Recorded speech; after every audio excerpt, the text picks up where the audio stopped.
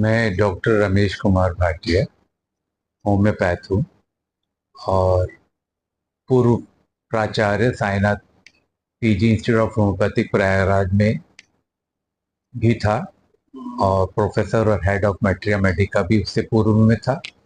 मैं 1976 से homeopathic practice में हूँ और आ, होम्योपैथिक की प्रगति में हम लोगों के युग के डॉक्टरों का महत्वपूर्ण योगदान रहा है और आज की परंपरा में आने वाले होम्योपैथ उसको और आगे लेके जाएंगे, ऐसे हम लोग की कल्पना है। डॉक्टर साहब, बात की जाए तो इस समय जो भाग दौड़ वाली जिंदगी है उसमें अपने आप को कैसे रखें सर? सबसे महत्वपूर्ण बात यह है कि आपने भागदौड़ वाली जिंदगी की चर्चा की है।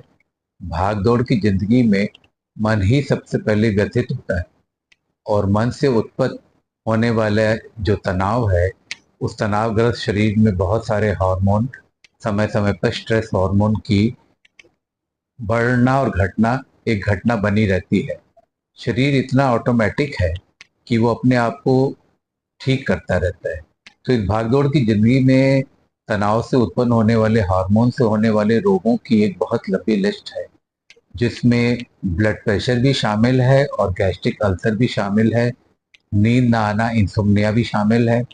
और तमाम जब नींद नहीं आती है और ब्लड प्रेशर बढ़ता है तो वो शरीर की दूसरी गतिविधियों को भी परेशान करता है और उससे उत्पन्न रोग भी होने लगते हैं। तो स्वस्थ रहने की बात जो आप बोलते हैं तनाव की जिंदगी में, सबसे पहले मन को कंट्रोल करके जीवन की एक शैली बनानी पड़ती है, क्योंकि जिंदगी में तो कार्य करना ही पड़ेगा। कर्म के बिना जीवन नहीं है। लेकिन कर्म के साथ में तनाव में बीमार पड़ना, ये लोगों को पता होगा तो वो अपने कार्यशैली को उसके हिसाब से करेंगे।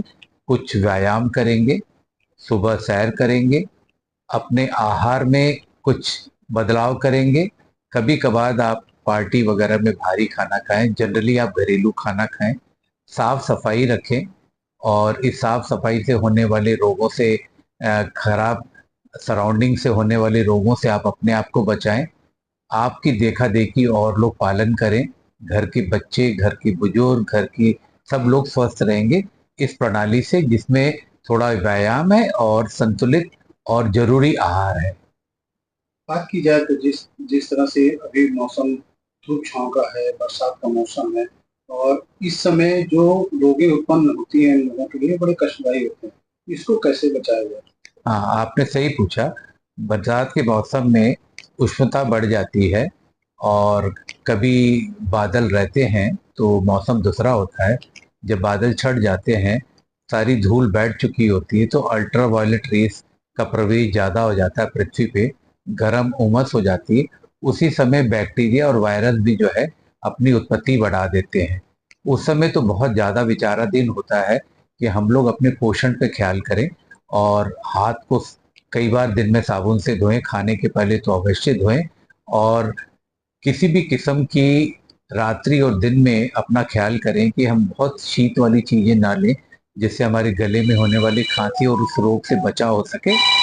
और साथ ही साथ में हम लोग को ये भी ख्याल करना चाहिए कि हम बाहर में खुले हुए भोजन का जो है इस्तेमाल ना करें, ठेले वगैरह का ना करें। अपने घर में साफ आहार करें। अगर बाहर होटल वगैरह में जाते हैं, उसका भी स्तर देख लें, मक्खी वगैरह खाने पे ना बैठे, उसका ख्याल करें। अब औषधि वाला पार्ट भी इसमें बहुत इंपॉर्टेंट है। किसी ने कुछ नहीं किया, सब कुछ भी कर रहा है, तब भी हवा से तो वो वायरस अपने अंदर ले लेता है। तो प्रतिरोधक क्षमता ही है जो सबों को बचाती है। नहीं तो सब कुछ करने के बाद भी अगर प्रतिरोधक क्षमता कम होती है तो आदमी बीमार पड़ जाता है। ऐसे में होम्योपैथिक औषधियाँ जो हैं, उस तकलीफ के समय भी काम आती और तकलीफ के न रहने पे भी उनको जो है बचाव के लिए उपयोग किया जा सकता है।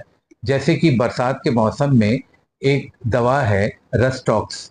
रस्टॉक्स जो है 30 पावर में, आप कभी भीग गए पानी में घर आए हैं तो प्रिवेंटिव तौर पे बचाव के लिए भी अगर आप कपड़े वगैरह बदलने के बाद में रस्टॉक्स की एक खुराक खा लेंगे तो आप उससे भीगने के बाद होने वाले ज्वर, खांसी, सर्दी, उससे अपने को बचा सकते हैं।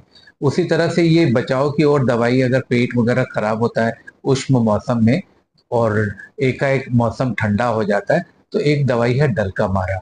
डल्का मारा 30 का उपयोग भी पेट में, पेचिस में और आने वाले ज्वर में किया जाता है। और ये जितने भी लक्षण होते हैं उस आधारित होम्योपैथिक दवाओं का चयन होता है, लेकिन ये दो दवाएं और एक दवा होती है फेरमफॉस, ये बायोकेमिक में 6x पावर में आती है। और इसको किसी भी बच्चे को अगर आप छू के देखें और लगे कि उसको ताप आने वाला है, बुखार होने वाला है, इस दवा को फेरमफॉस को 2 से 4 गोली उम्र के अनुसार दिन में 4 बार देना शुरू करें, तो यकीन मानिए कि वो ज्वर आने से पहले ही वो कई रोगों से अपने आप को शरीर मुक्त कर लेगा।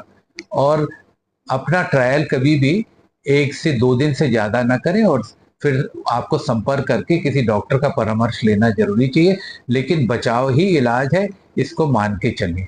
डॉक्टर साहब, सबसे बड़ी समस्या इस समय देखा जा रहा है कि कोविड के बाद से क्या इम्यूनिटी पावर सही में लूज हो गई है?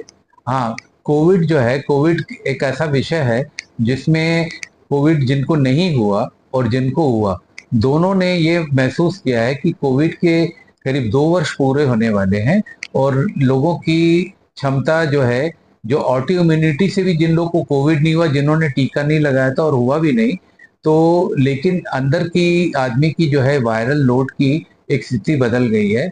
और इतनी जांच कराने के अलावा के बजाय अगर आदमी अपनी इम्यूनिटी इंप्रूव करने के लिए कुछ करना चाहता है, तो टिंस्पोरा कॉर्डिफोलिया नाम का मदर टिंचर आता है, जिसकी 10 बूंद प्रतिदिन 1 महीने तक लेने से उससे लाभ होगा। ये बताते हुए मुझे हर्ष है कि टिंस्पोरा कॉर्डिफोलिया जो है, ये होम्योपैथिक नाम है, और इसकी गुरुच के नाम से ये काफी फेमस हुआ और लोगों ने इसके काढ़े भी पिए। लेकिन दुर्भाग्य ये रहा कि लोगों ने ज्यादा